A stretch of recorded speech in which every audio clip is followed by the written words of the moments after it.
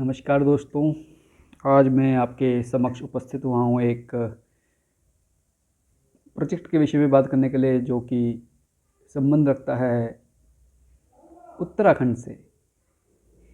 तो उत्तराखंड में 8 दिसंबर 2024 को एक प्रोजेक्ट का उद्घाटन हुआ है, जिसका नाम दिया गया है उत्तराखंड शीतकाल चारधाम सर्किट।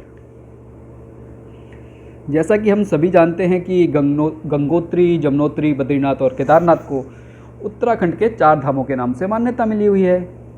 शीतकाल के दौरान इन देवताओं को स्थानांतरित किया जाता है दूसरे स्थानों पर।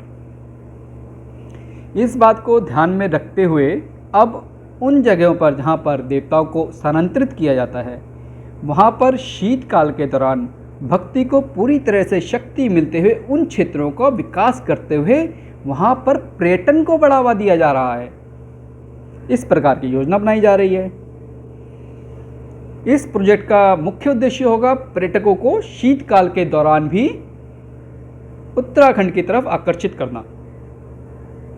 सर्दियों में बर्फबारी के कारण मुख्य मंदिर के कपाट बंद हो जाते हैं। इस दौरान मुख्य देवताओं को कम ऊंचाई पर स्थित मंदिरों में स्थानांतरित कर दिया जाता है। जैसे कि हम जानते हैं कि यमुनोत्री धाम उत्तरकाशी जिले में है, गंगोत्री धाम भी उत्तरकाशी जिले में ही है, केदारनाथ धाम रुद्रप्रयाग में विराजमान है, साथ में ही बद्रीनाथ धाम चमोली जिले में विराजमान है। शीतकाल के समय लगभग दीपावली के आसपास इन्हें स्थानांतरित कर दिया जाता है दूसरी जगहों पर। इनके नाम हैं खरसाली, जहाँ पर जमुनोत्री धाम जी के देवता स्थानांतरित किए जाते हैं। इसी तरह से गंगोत्री धाम के मुखवा और केदारनाथ धाम के देवता उखी मठ में स्थित ओंकारेश्वर मंदिर में स्थानांतरित किए जाते हैं। इसी प्रकार बद्रीनाथ धाम के देवता भी चमोली जिले में ही पांडुकेश्वर नाम की जगह है, वहाँ पर स्थानांतरित कर दिए जाते हैं।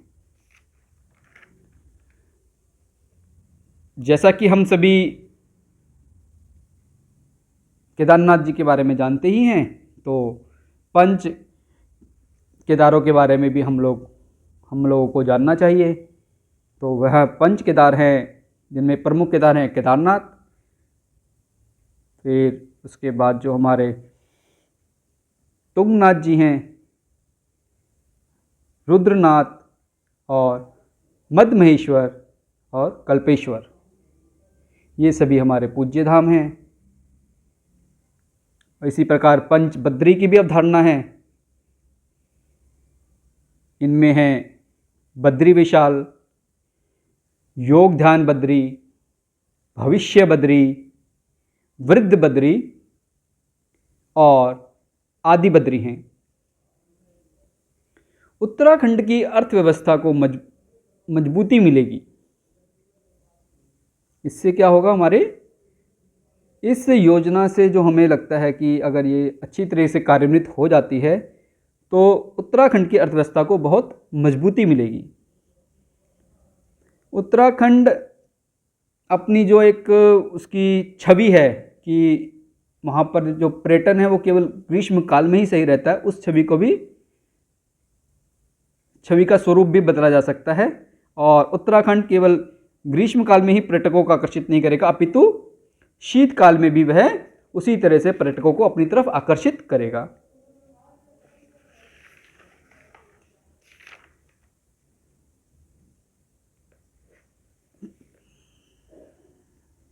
पर्यटकों के आकर्षण का केंद्र हमारा उत्तराखंड पूरे 12 मास बना रहे, इस तरफ उत्तराखंड की सरकार कार्य कर रही है। अपनी परियोजनाओं का विकास इसी तरीके से किया जा रहा है, जिससे 4 शीतकालीन धामों के आसपास के कम प्रसिद्ध स्थलों को भी लोकप्रिय बनाया जाएगा।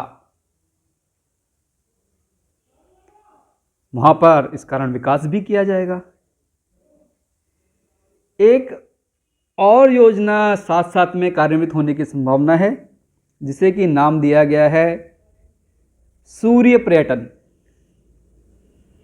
सुनकर ही बहुत अच्छा लग रहा है, खासकर अगर जाड़े का मौसम चल रहा हो, सर्दियाँ ठिठुरा रही हों और एक तरफ से आवाज़ निकल के आए सूर्य पर्यटन, तो हम नाम से ही अपने आप उस तरफ की ओर आकर्षित हो रहे हैं। तो यह भी एक विचार सामने आया है कि जब सर्दियों में उत्तर भारत धुंध से ढका हुआ हो, आमतौर पर ढका हुआ रहता ही है, तो उत्तराखंड की धूप वाली घाटियां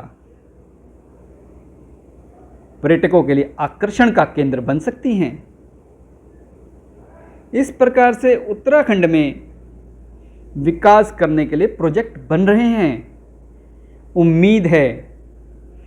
उम्मीद है और साथ में विश्वास भी है कि आने वाले समय में उत्तराखंड वासियों को अपने घरों से पलायन नहीं करना पड़ेगा और वह अपने ही घरों में रहकर एक खुशहाल जीवन व्यतीत करेंगे।